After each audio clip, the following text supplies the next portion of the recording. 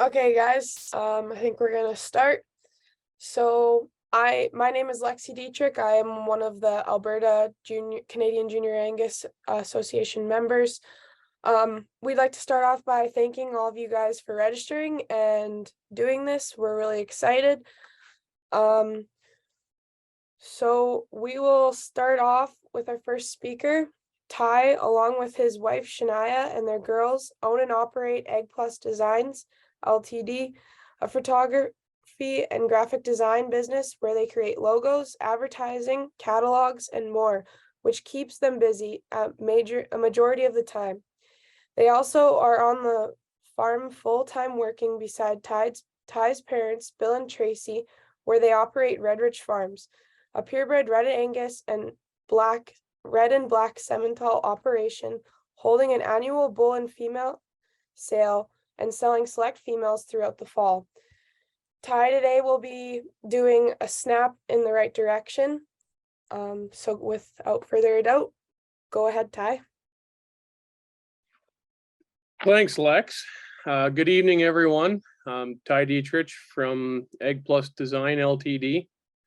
Tonight, I was asked to speak a little bit on kind of my business and what Shania and I have done to get Egg Plus up and rolling, and just a few pointers on some photography, and I won't go too broad on the design thing just because it can get fairly broad. So without further ado, like Lex said, Shania, my wife, and I, we own and operate Egg Plus Design Ltd. Out of Forestburg.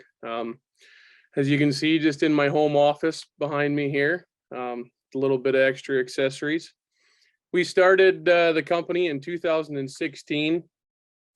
It was just something that I felt connected well with the farm operation and the ag industry, as far as the design and promotion aspect goes, and then being in the purebred business, the photography thing. So with the photography, I kind of started taking pictures when I was 16. I got my first camera for my birthday, kind of a bigger camera than just your regular $250 camera from Walmart. So started taking pictures kind of from there, and kind of taught myself how to use that camera, and then kind of built out from there. And then I was very fortunate here probably 4 or 5 years ago.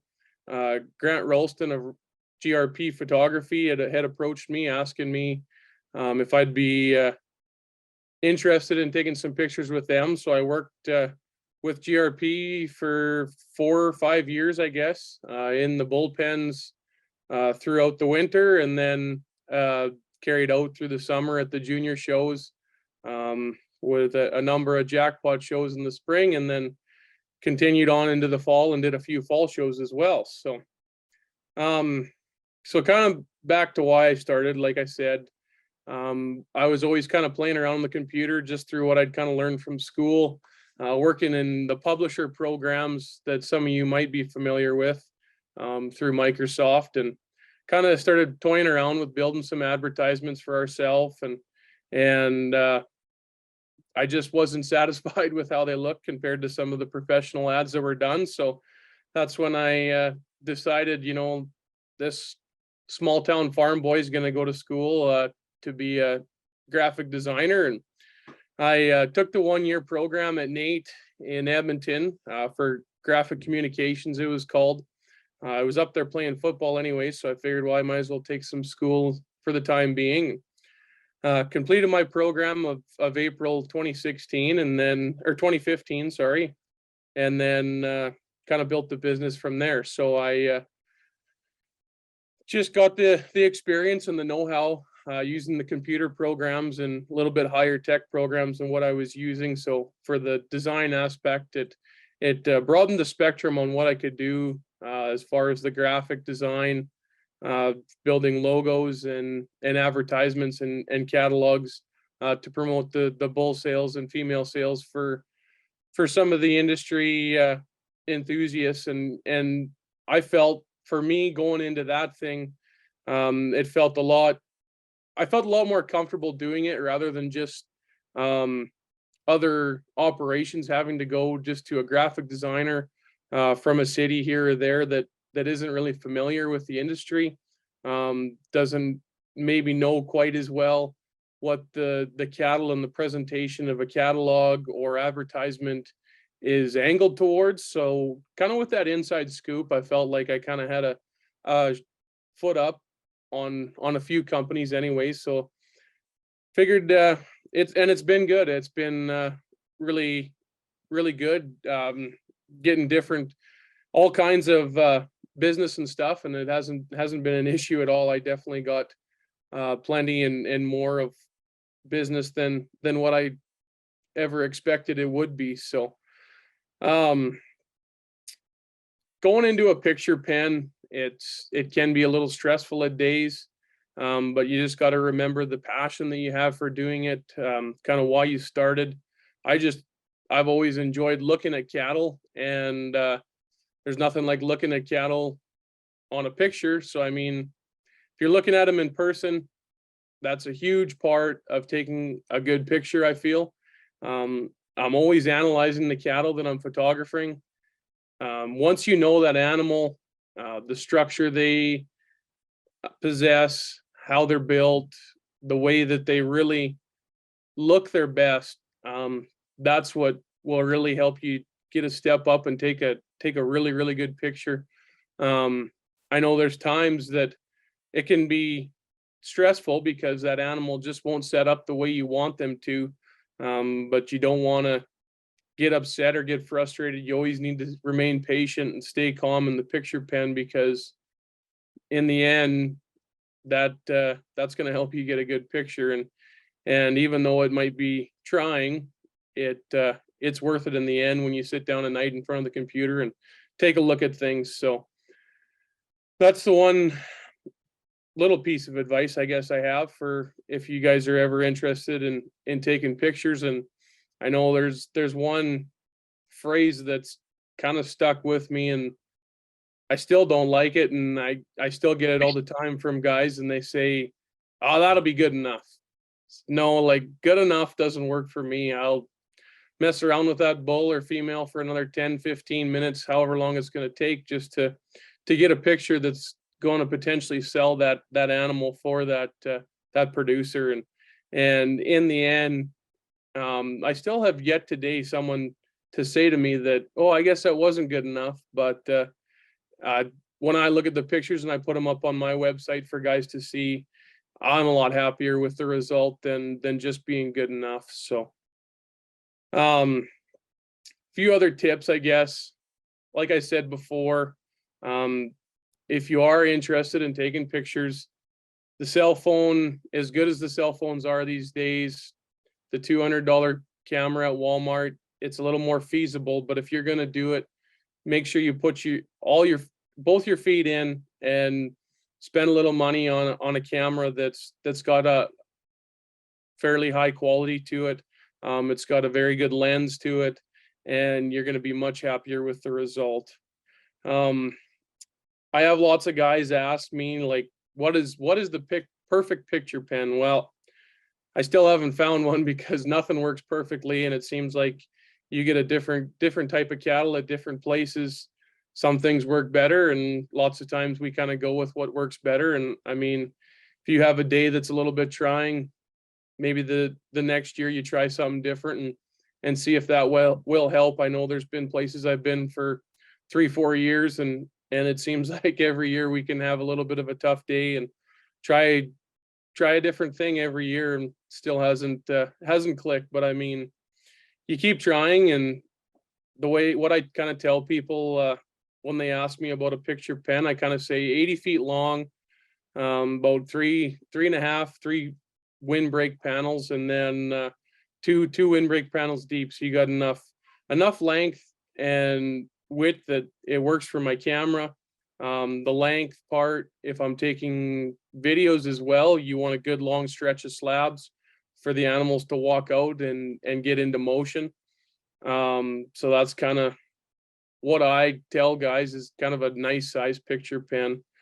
About 6 to 8 inches of straw on the bottom of the pen. You want to make sure you have depth in the pen. It just completes the picture so much nicer and makes that animal look so much better. And that kind of continues into the summer and the fall pictures. I know you flip through a lot of these fall and summer consignment catalogs, and there's a lot of very good cattle pictured on grass and like on the lawn or whatever. And I mean, if you let your lawn get a little longer, it works out pretty good. But I still feel you need kind of at least 4 inches of something that the animals are standing in, whether it be some stubble field or a little bit of regrowth grass, or like I said, in the winter time, some straw. Just really completes the picture, adds a little bit of depth, because when they're standing on hard ground, I feel it just doesn't complete the picture the way it does if you put them in a little bit of depth. But that can go the other way too, where you don't want to get too much straw where it's up to their bellies and they have no legs. You want to make sure it's kind of that right amount, and by the end of the day, it's not diminished to nothing. Like you got enough there that when you start the day, it's maybe a little bit more, but then by mid and towards the end of the day, it seems like it works out pretty good. When I get busy in the bull sale season here, I try to picture from say 9:30 in the morning, 10 o'clock in the morning is kind of ideal. Depends on the bigger days or whatever. And then usually we're kind of wrapped up by 3:30. Later into the year, you can kind of go till 4 o'clock. If you're going out and doing the summer and fall pictures, like taking 2 or 3 pictures a day here and there, I feel that kind of 1, 2 o'clock in the afternoon is kind of an optimum time if you got a nice sunny day. I know I have people ask me about if I'd prefer no sun, but there's nothing that beats a good sunny picture when you're doing a large number of animals the same day. It is tough because then you will be fighting shadows kind of morning and night, but you can kind of work around it, I guess, and you might have to stretch it to another day, but whatever you can kind of do to get the best quality images for the producers. So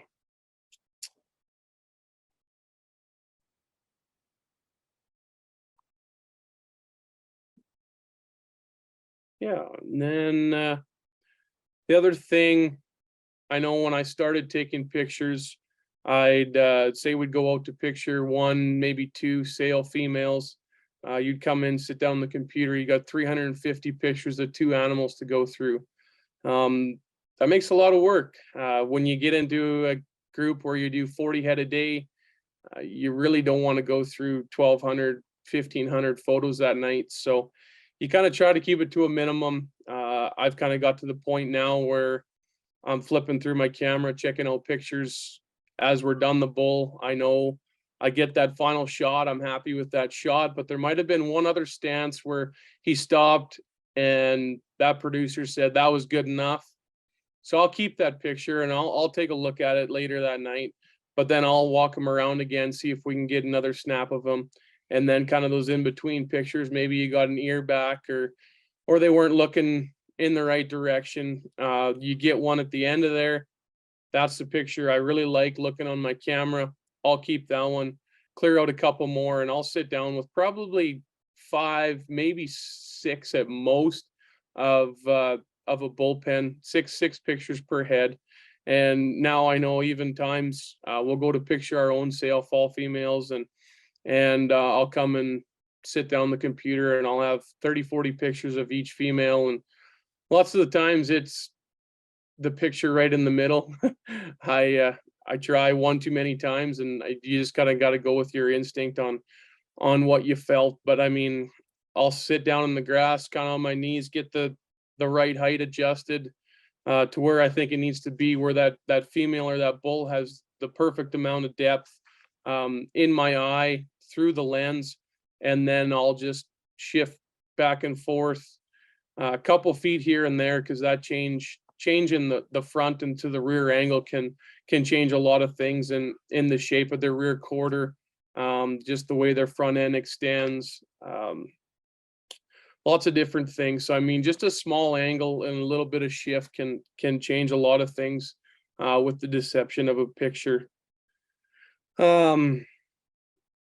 And then as far as that goes,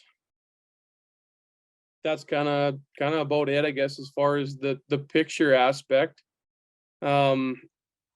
With the design, I'll touch a little bit on that. Like I kind of mentioned earlier that I felt that it was something that I could relate to a lot of people that I've continued to do work for. But I have done mechanic logos, did a couple hairdresser logos or hairstylist logos, along with their business cards and all types of different things, I guess. So I mean, it's been cool in that aspect. I've kind of kept my distance from the website design just because that's a whole new can of worms. Like we touched on a little bit when I was in school, but wasn't really something that I was targeting. I figured I'd be busy enough with the pictures and the little bit of design that I do as far as building a number of logos for different breeders and stuff. And then now I've gotten quite busy after the pictures are kind of all done, January and February, early February, and then kind of through the start of February into the middle. I get busy working on both sale catalogs and inputting pedigrees and pictures as well. So yeah, I guess that's kind of about all I really got to touch on here for you guys. Is there anyone that has any questions? There is some See, questions in there's chat for you. okay. Um, Um, so you want to go, Tommy? I guess I can for sure. Okay. Dallas is asking, she's got a whole whack of them here. So we'll start with the first one. What camera would you recommend for a beginner to work with? so now that's tough. I mean, when I started out, the first camera I got when I was 16 was a Nikon D3100. So I mean, it's a fairly good sized camera. I mean, it definitely was a good starter camera. Started out using it just on the auto settings, which works well. But then when you get into taking the show pictures or doing pictures for a full day, you're working with sun and different kinds of light. So I've found that I've had to just stick with the manual settings. But I started with the Nikon camera, and now I've actually switched to Canon cameras just because there was a couple deals I couldn't really pass up on a couple cameras. And so I'd say I mean, you go and you look at Best Buy or I go to McBain Cameras where I go. Going into one of those camera stores, I'm not saying you have to go in there and buy a $1,700 camera with a $5,000-$6,000 lens. Like, I mean, you can get the packages that are $800-$900 here over Christmas and New Year's through the Black Friday sales and stuff.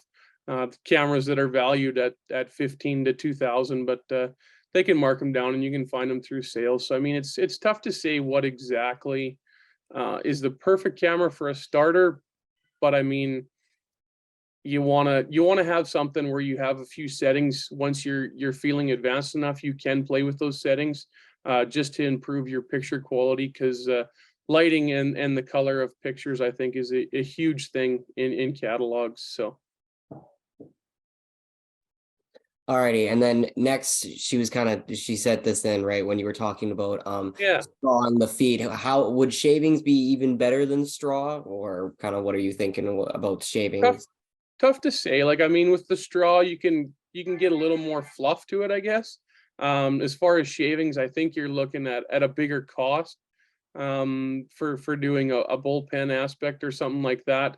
As far as sale fall pictures, I think just a light skiff of straw works just as well. I mean, when it's accessible and easy at the backdrop at the shows and stuff, yeah, it seems like that's just kind of what a guy works with. But I think straw works just as good as shavings. So Okay, and then how would you get your pictures out on the internet to get people who would hire you potentially? And you kind of mentioned this with the website. and I mean, a big marketing thing that Shania and I have kind of just went with is the social media platforms, Facebook.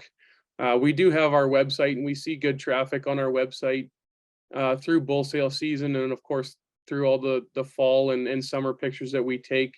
But starting out, I mean, just as far as advertising on Facebook groups and stuff like that, if you're doing it yourself or you get mom and dad to help you, I think if you're looking at going into photography, I think that's kind of the best way to really lay down that you're looking for work and kind of go from there, I guess.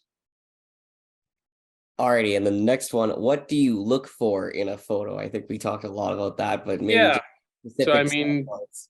like the basics, I kind of stated with the camera there, settings as far as color and sharpness and clarity, big things. And then, like I talked about, the lighting and the sun, and just the adjustment on the angle can change a picture a whole bunch. So I mean, that's kind of the big thing. I mean, you can work with light in so many ways. So I think that's kind of one of the biggest things. And then clarity of the photo is definitely another one. And then finally, her last question here is, what app would you use to do a logo more on the graphic design side? That's tough for me because I don't haven't worked with many apps as far as creating a logo. But the programs that I use to create my designs and stuff is Adobe Photoshop and Adobe Illustrator.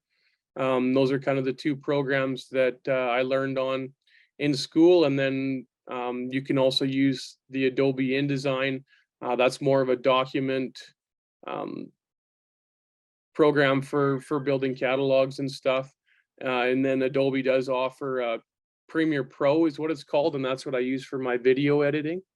So I just I get the whole package type deal and pay a monthly rate, and it updates all my programs every year. So Okay, and then now from the Peterson family, if there has ever been a project or company, or let me read this one here. Okay, has there ever been a project or company you would like to work / collab with, and who would it be?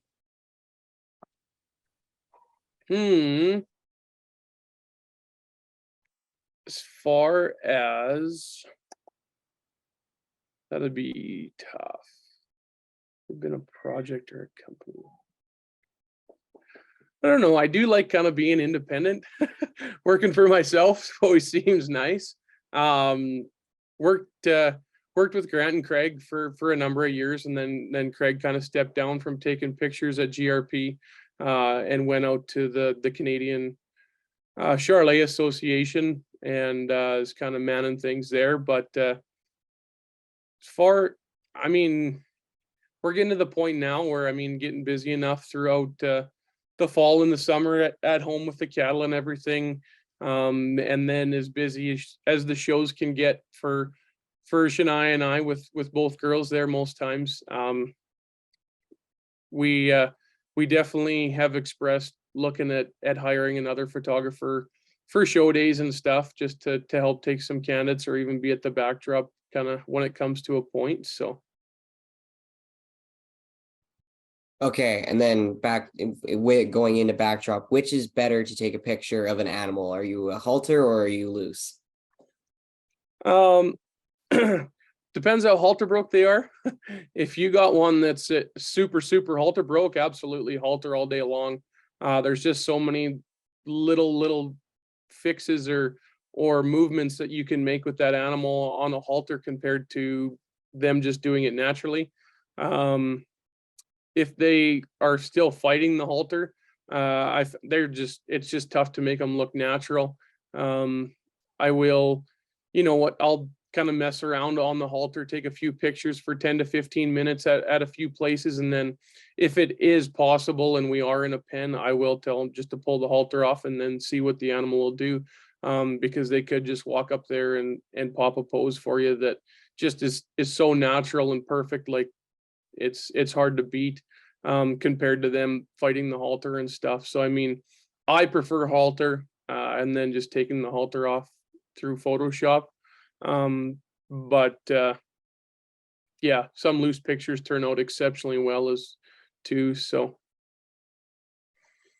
And then finally here from Sherry, what is a fair price to charge for a picture? So for our picture rates, we've always been $35 per picture at on the backdrop pictures, and then any of the candid pictures were $15 a picture. I know there's different companies that kind of just charge a certain amount for all the pictures, and then once you've selected or ordered 5 to 10, you get discounted rates. I know with our website we do a package deal as well. Say you order 8 to 10 candid pictures on our website. Basically it's like buy 6 get 2 or 3 free, or whatever it kind of works out to. As far as the picture pen, when I started taking pictures with GRP, we were always $40 a picture, $40 a video, and then if we took pictures and videos the same day, $70 a head.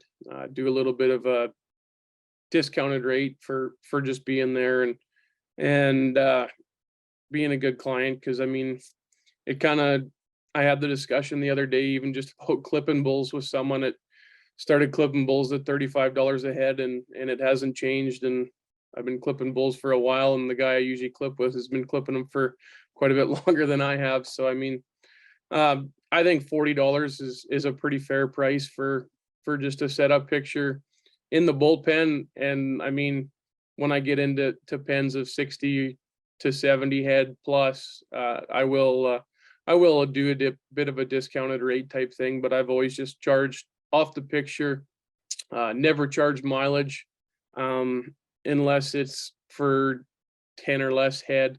So I mean, bumping around, doing fall pictures, it seems like it can be tough to drive 3-4 hours just to take 2 pictures. I mean, $80 now isn't even enough to fill your truck, where you're don't get anything for your time and the use of your equipment and whatnot. So I mean, you kind of got to factor that in as well, but that's kind of where our prices are set anyways. Okay, and then if anybody else has any more questions for Ty or for any of our presenters later on, just be sure if you want to chime in now on and turn your mic on, or continue to put them in the chat and I'll ask them for you. But if not, thank you very much, Ty. I'll hand it back over to Lexi. You betcha. Well, thank you very much, Ty. That was really cool to go through everything.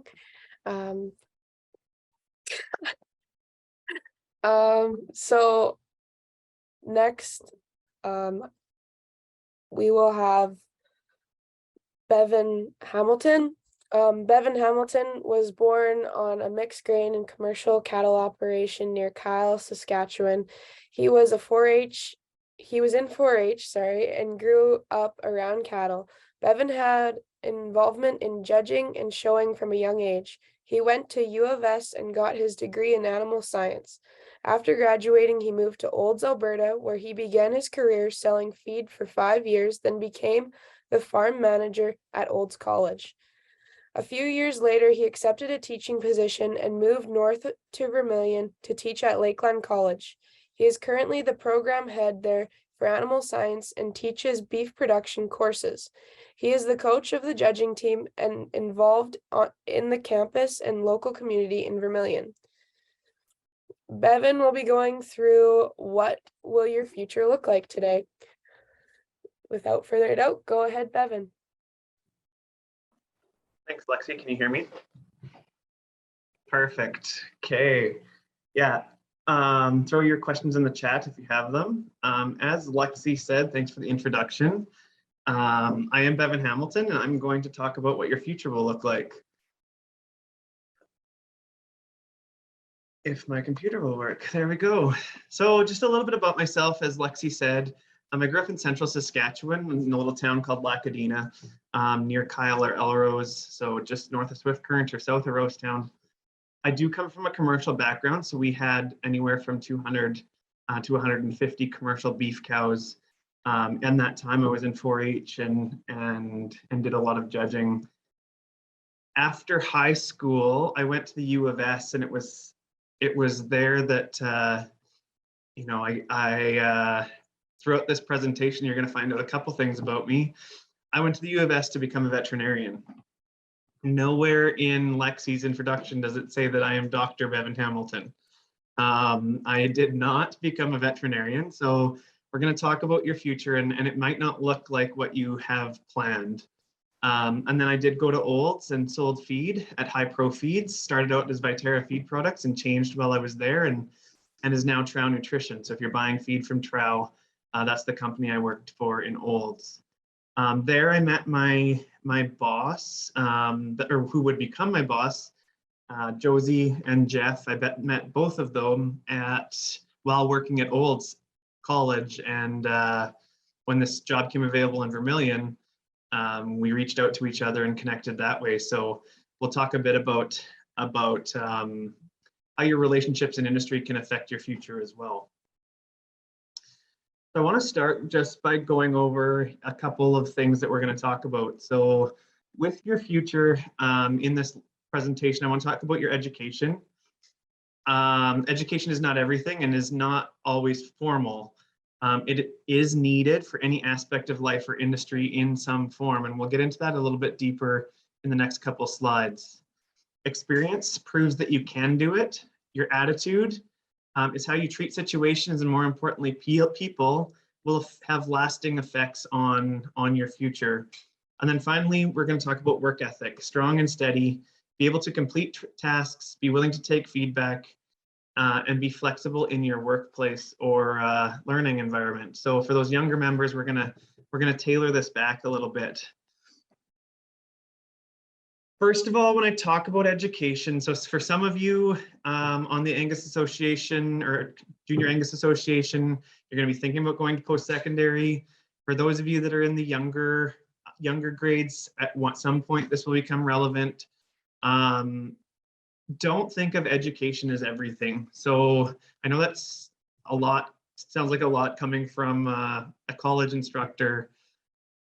When I was in high school, everyone wanted you to go to university. They didn't talk about trades. They didn't talk about college. Anytime we had a talk at high school, they would tell you, university, and preach that. You don't have to go to university. College is a great step. I'm not sure whether your parents want me to tell you this. You don't have to go to school. However, there isn't much in life anymore that you can do without a high school education. So at least get that far and then be open to education. I am a firm believer that you need some sort of education. And not only that, you need lifelong education. We're going to talk about that. If you're not going the formal route with education, there is informal education. And so that's on-job training, continuing education courses. So if you go to any college, Olds College, Lakeland College, both offer AI courses or short weekend courses that you can take. There's conferences and there's also mentors that can provide informal training and education.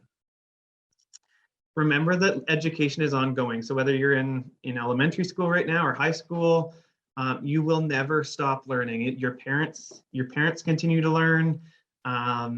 Lifelong learning is one of the greatest factors to success. So I think if you look at the people that have been successful in your industry, they haven't stopped learning. They haven't stopped adapting to new genetics or new show methods or clipping methods that have all changed throughout their time in industry. And with that being said, be open to change. Never use the phrase, "That's how we've always done it." Question everything and always reassess, because there might be a different way to get the same results, and it might be cheaper or different or be what sets you apart from someone else. I talked about mentorship. This steer here was my last 4-H steer. It was our family's last year in 4-H. We won grand champion of the club and we won grand champion Simmental steer at our show, and we were a contender for grand champion of the entire show, but we'd never won. We never did end up winning that at Frontier Days in Swift Current.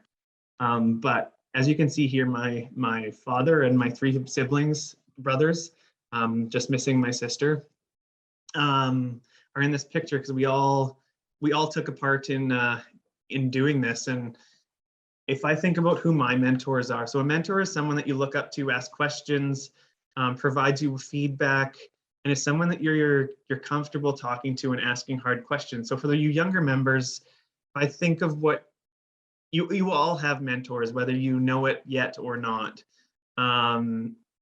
Your mentors are those people in the show barn or the show ring, or who come to your house throughout the winter, and you're like, hey, how does my steer look, or how do I do this clipping, or all of you, regardless of what age you are, you have a mentor. And as you become older and move out into industry, it's important to find those mentors, find many mentors who you can ask those questions to. I still, at over 30 years old, have people that I phone and ask career advice or cattle advice. And I teach the beef production courses at Lakeland, but I still reach out to mentors throughout the year when I'm struggling to figure something out. So make sure that you're asking those mentors and telling them that you appreciate them. So when you ask someone for advice on your steer or your calves or your show animals, make sure that you're thanking them, because maintaining those relationships are super important.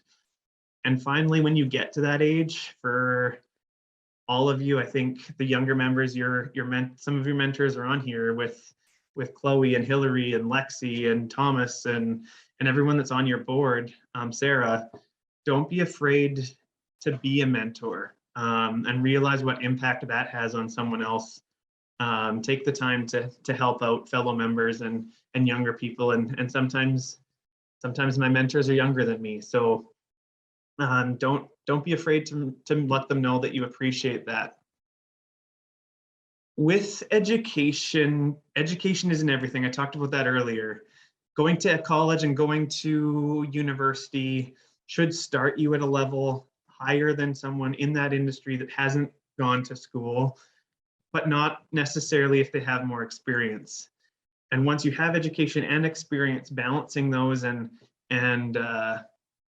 will definitely increase the tools you have in your toolbox.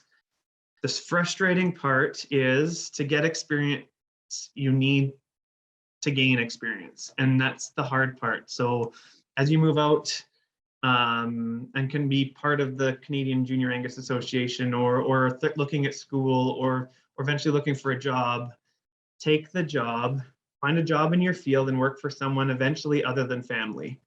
Everyone should work for someone, whether you plan to take over the family farm, should work for someone other than their grandpa or their dad or their mom.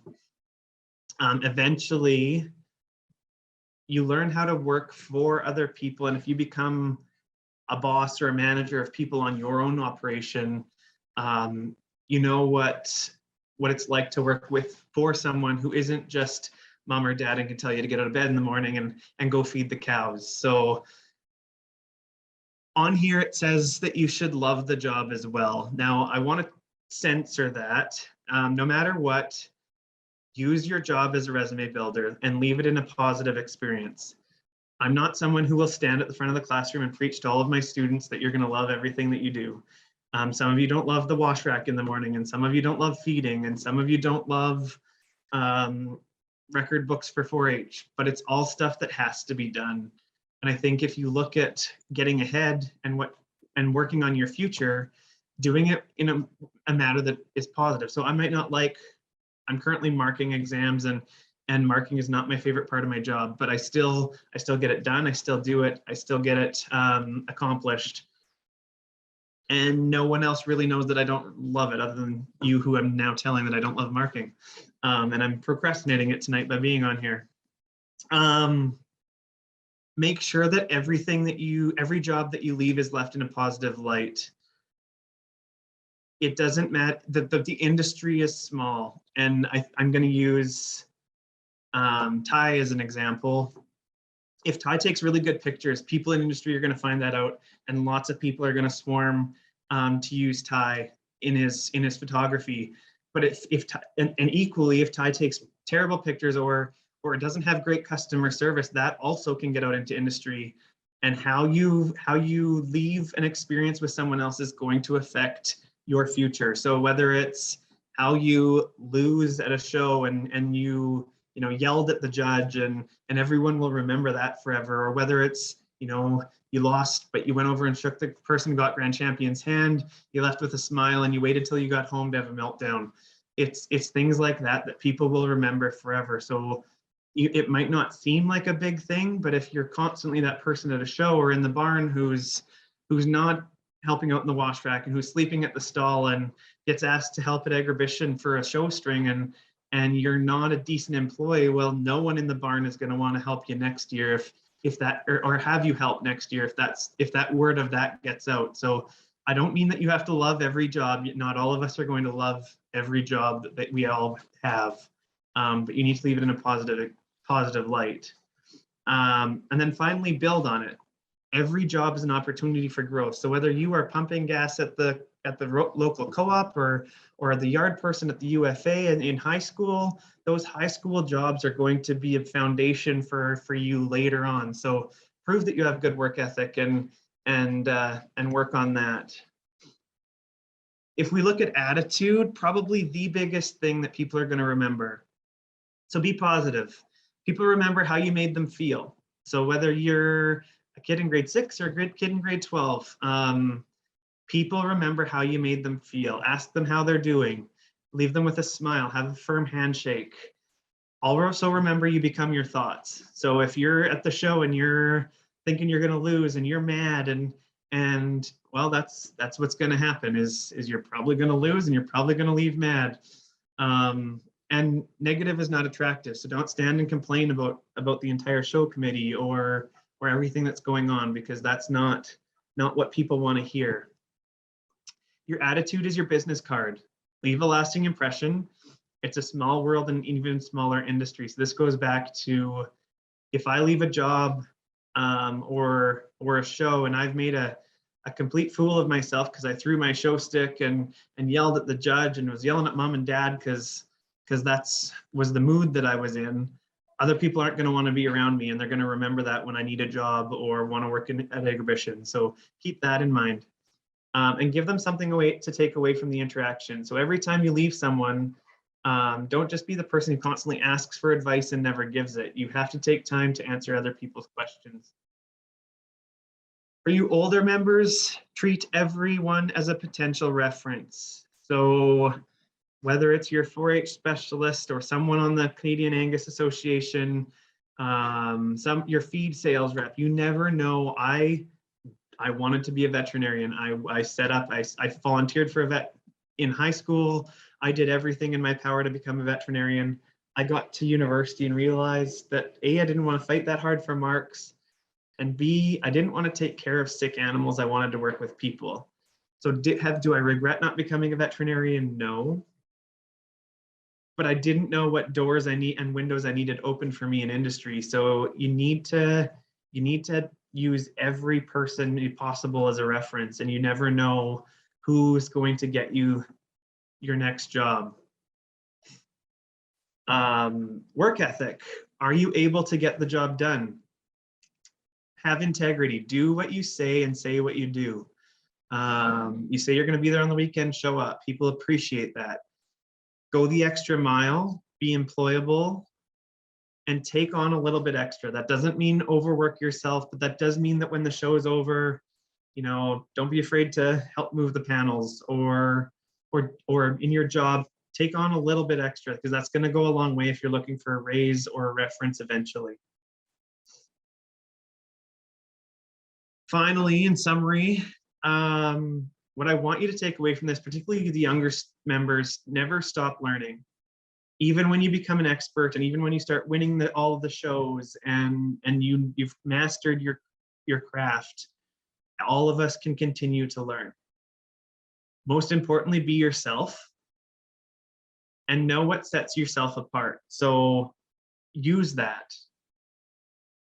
Lastly, find and be a mentor. There are people on this call who I have taught over the years who have become mentors and friends in industry.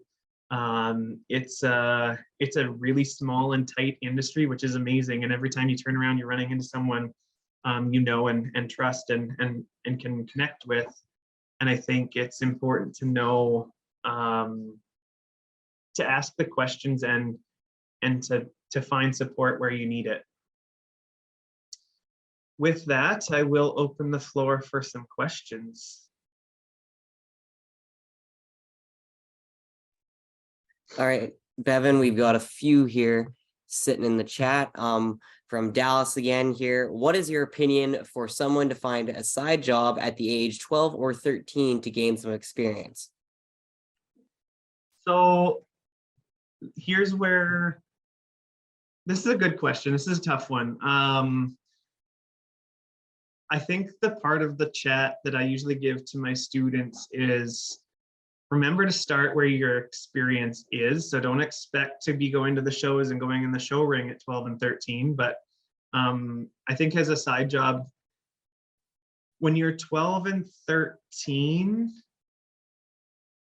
make sure that you're just going out and getting employment experience. So raking leaves for the neighbors and doing a good job, and helping with chores for the other neighbor.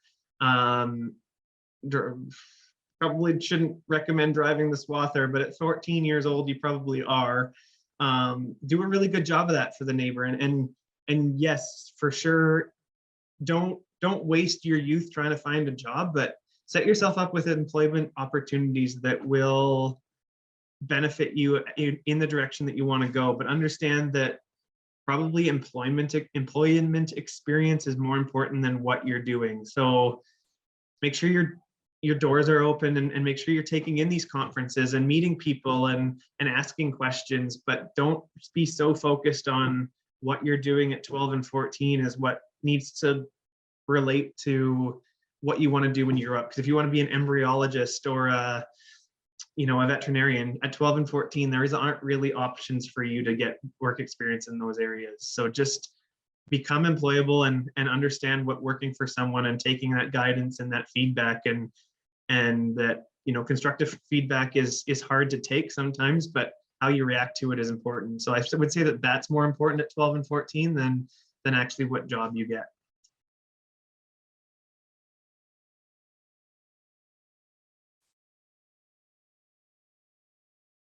Okay, and then this is from Sherry. Do you know any online learning for 12 to 14-year-olds?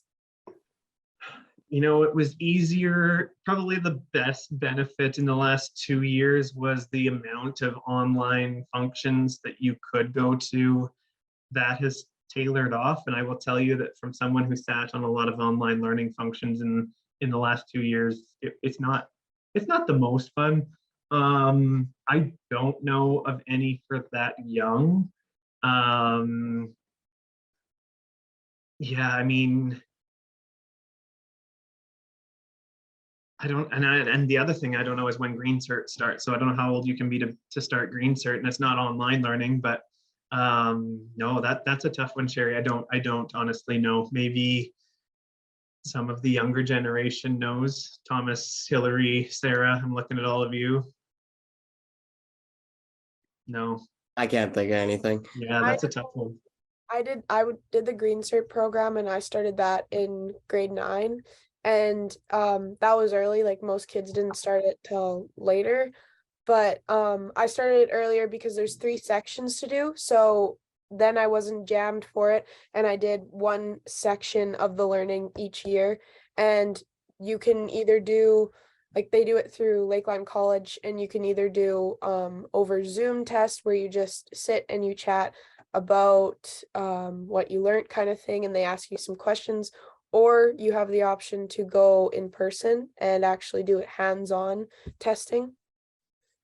And then you can tailor it to what you want to learn to, and you get credit for it. So it's a cool experience that way if you've not learned about it. Yeah, you can drop that grade 12 art class if you want and do Green Cert instead.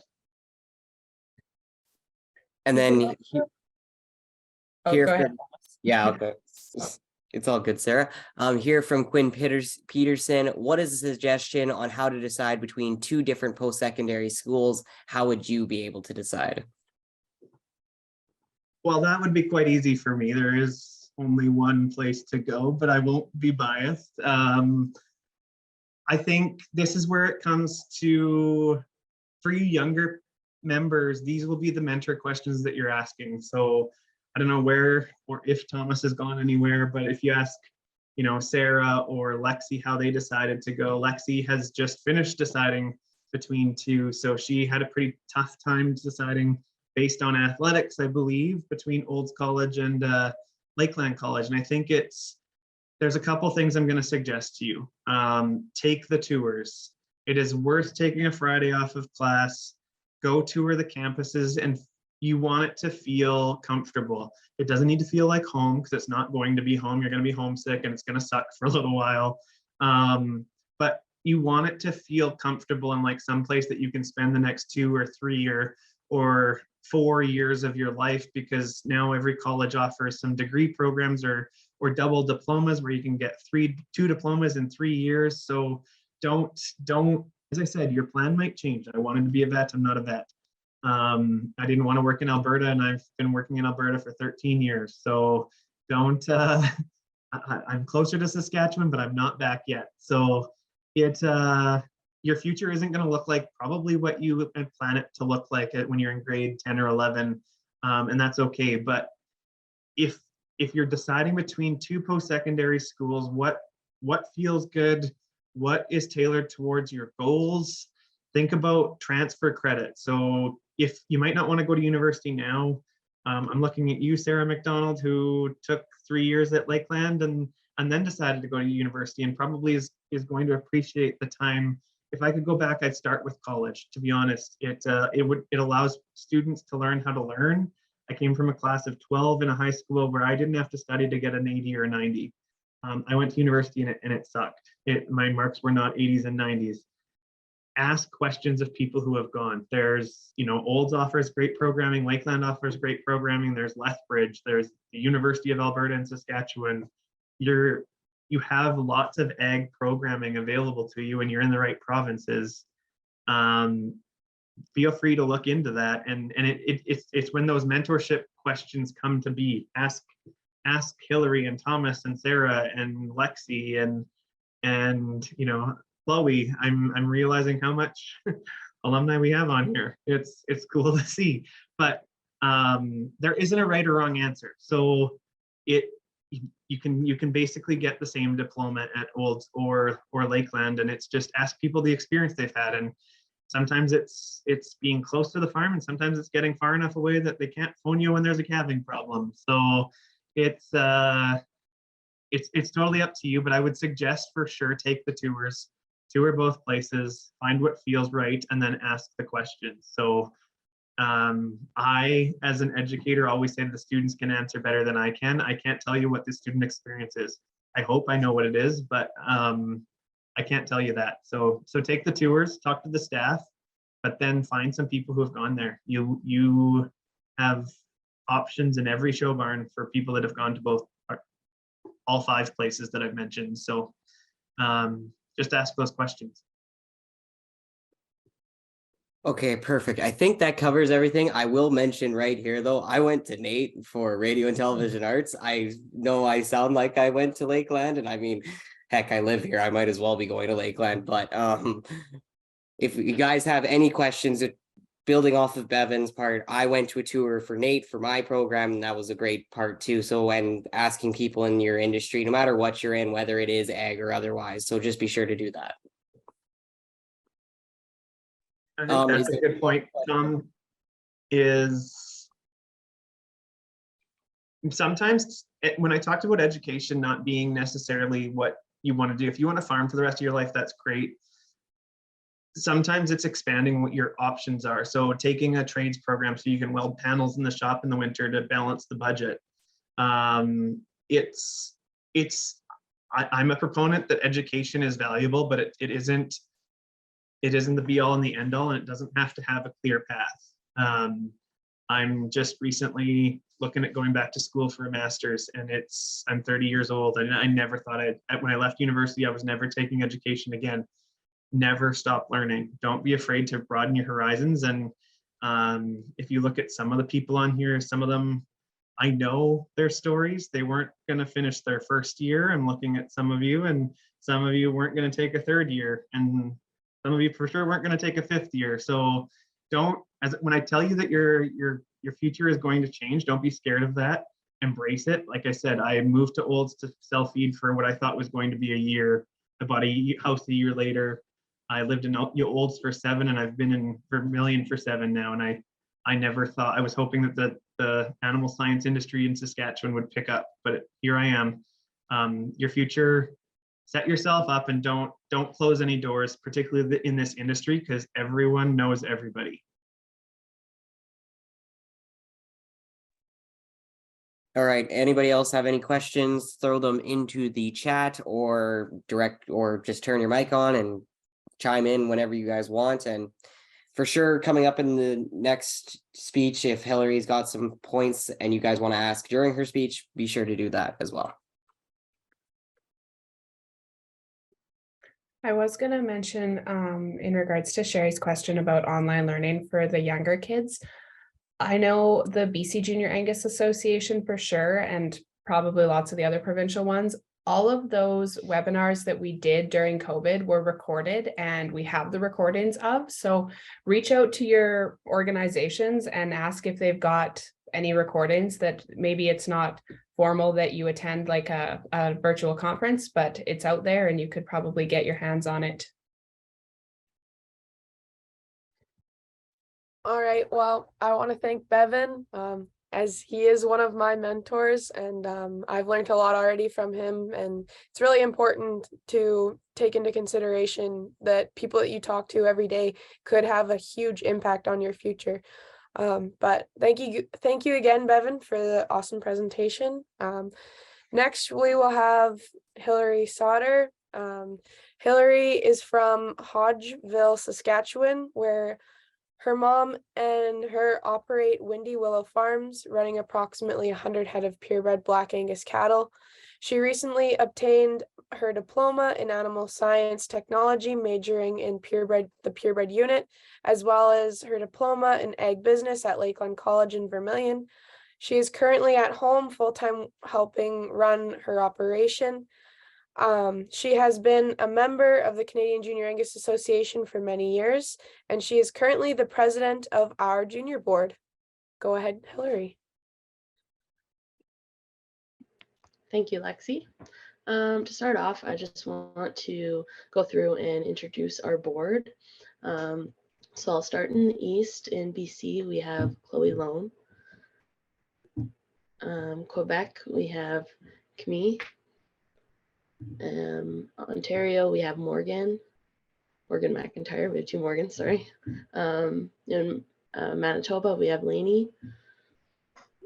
And Saskatchewan, we have myself as well as Morgan Davey, who is not with us tonight. In Alberta, we have Lexi and Thomas. And in BC, we have Sarah. That's our board. If you guys see us anywhere, if you have questions, anything like that, we'll be happy to help you and talk to you about those questions. So now moving into our Canadian Junior Angus opportunities we have for you guys. I'm going to start off with the awards, some of the awards that we have to offer. The first one is our Canadian Angus Foundation Robert C. McAfee Junior Ambassador Award.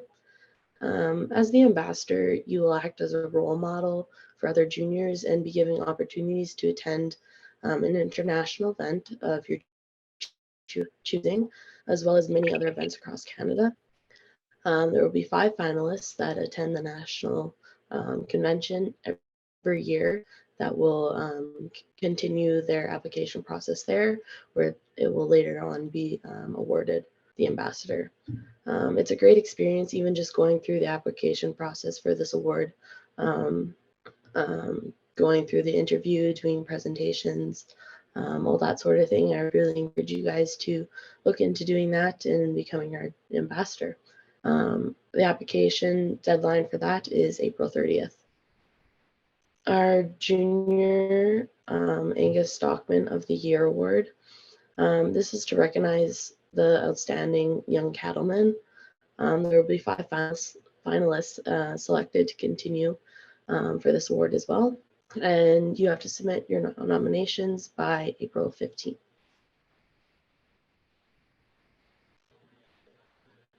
We also have the Outstanding Young Angus Breeder Award. This recognizes someone who shows a desire to stay involved in the Angus business for many years to come.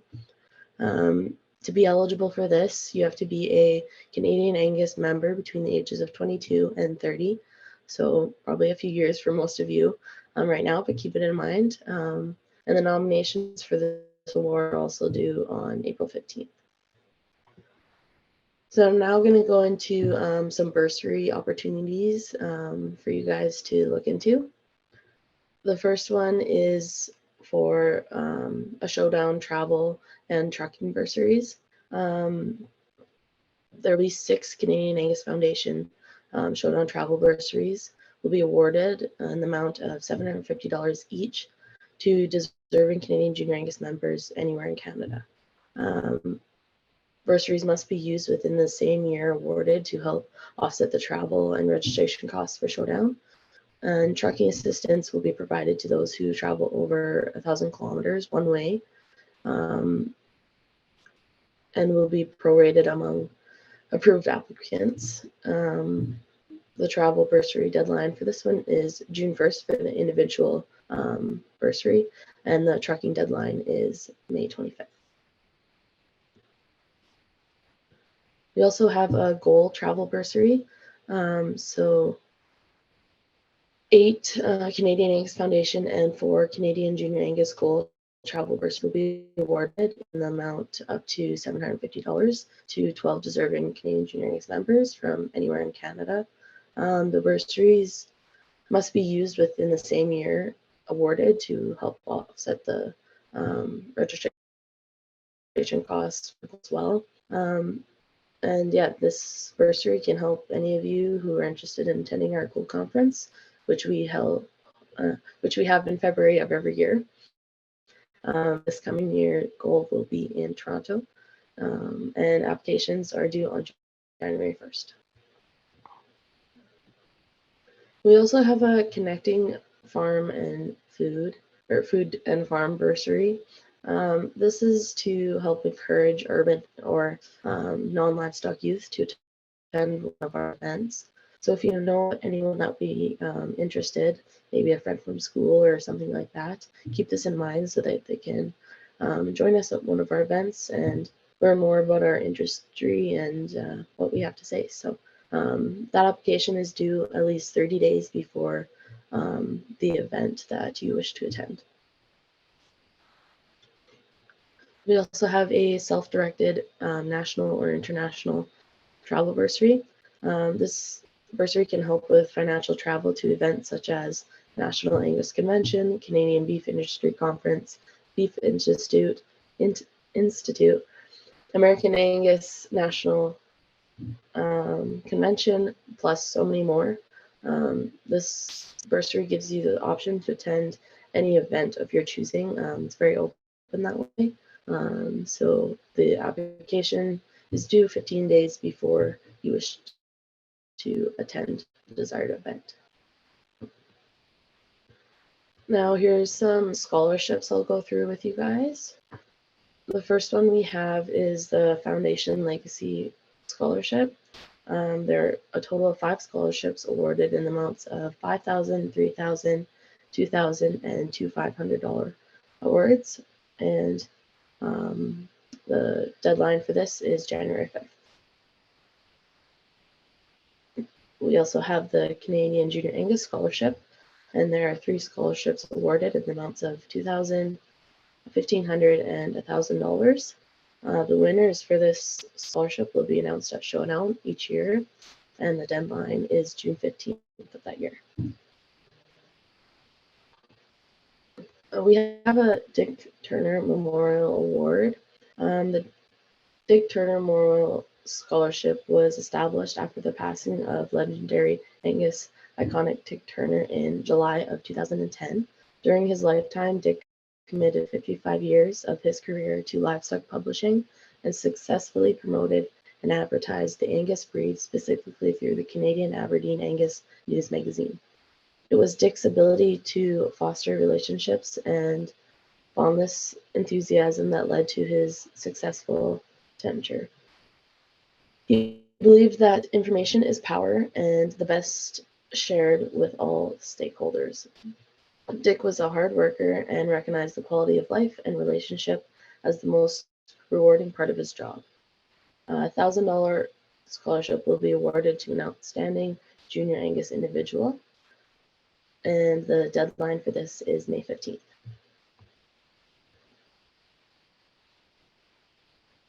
The Angus Roots Scholarship is funded by the purchase of tree leaves by members and supporters. Leaves can be purchased for $350, and the financing of the scholarship is designed for the support of junior Angus members from the ages of 13 to 15. So your purchase of a leaf makes for a great way to leave your mark on the future. The Angus Roots Scholarship presents $500 to the top 6 intermediate aggregates from Showdown each year. Those attending Showdown must participate in a high number of events and show dedication in the Angus breed in order to be considered for the aggregate competition.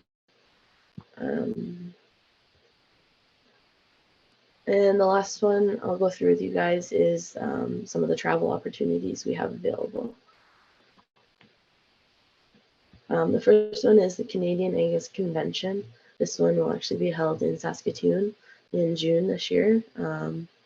So I'd encourage you guys to come with that with your parents if you were able to. We also have the National Junior Angus Association Lead and JRA Red Roundup Exchange. Each year, the NJA holds leadership conferences for its junior members. This conference offers team building, leadership, and character development, as well as fostering new and old friendships between members. The LEAD conference offers a jam-packed schedule of educational tours and learning opportunities about the industry they are growing in. At this conference, juniors will get to see different parts of the country and experience agriculture in ways they never have seen before. The Certified Angus Beef Junior Leadership Conference. I actually attended this in December of 2021. It was an incredible experience for me. You get a chance to tour their facilities, see exactly where their beef is coming from, and gain mental knowledge on leadership and through their presentations they view. It's a weekend trip. I really encourage you guys to attend this. It's super cool to see their facility and learn more about where their beef comes from. Our goal conference. This is always a great opportunity for juniors to meet other juniors, make more connections, and hear from some exceptional speakers. This will be held in Toronto, Ontario, as I said earlier, from February 18th to 20th. We also have Showdown. This is our Canadian Junior Angus show that we will be having in Swift Current this coming July. So I really hope all of you can attend. You don't have to bring cattle to this if you don't want to. You can enter all our other competitions. So yeah, hope to see you there for that one. And lastly, one of the best opportunities is being on the Canadian Junior Angus board. There are so many amazing experiences and opportunities that goes along with the job, and it's something you really don't want to miss out on. If you're interested in being on our board, feel free to talk to one of our current board members or myself. We can answer all your questions and get you a little bit more familiar with our responsibilities and organizing our shows and being on our board. But if you're interested in that, the nominations are due for January 31st of each year. So that's about it I have for opportunities. I hope you guys were able to find something that would suit you and look into attending more of our events and things like that. Thank you. Hillary, we've got a question. I've got a question here from Dallas. I don't know if you mentioned in that many of them, but what age can you go for some of these travel opportunities, like minimum age? Well, for example, for our goal conference in February, you have to be 15, I believe. um, so obviously to attend that, to apply for the bursaries for that, you have to be 15. But for Showdown, depends on, like for the travel bursaries, you have to be 15 if you're traveling on your own, unless you have a parent or an adult going with you. Then you can, if you're younger, you can apply for those too as well. And then just for some of the American trips, I think you have to be 18 for all of those. I'm pretty sure. I Maybe- don't know maybe that not. one. Yeah. Sorry, Belinda. Yes, typically we ask, because we're getting you to travel internationally, you'd have to be 18 for those, and then also have your passport before you apply.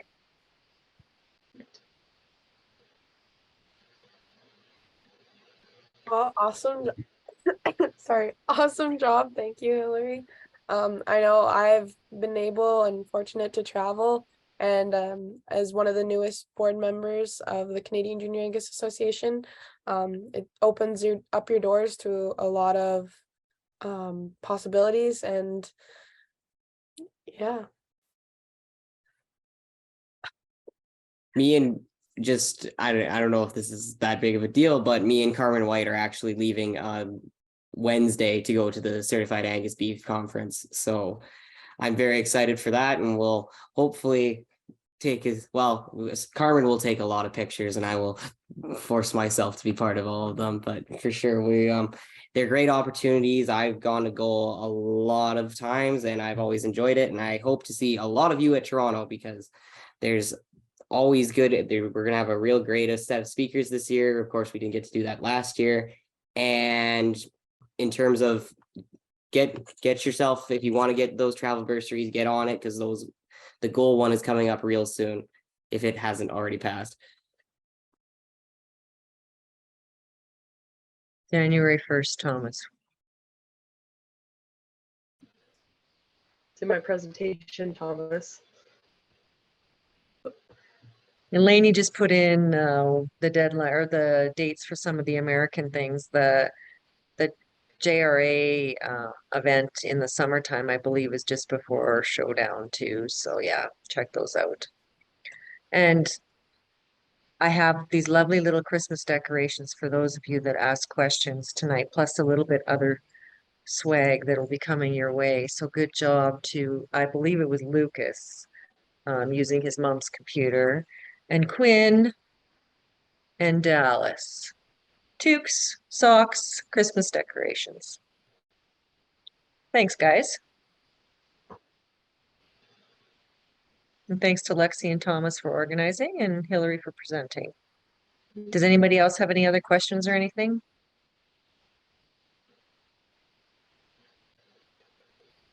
No? If not, well, good night, everyone. Thank you and have a very Merry Christmas.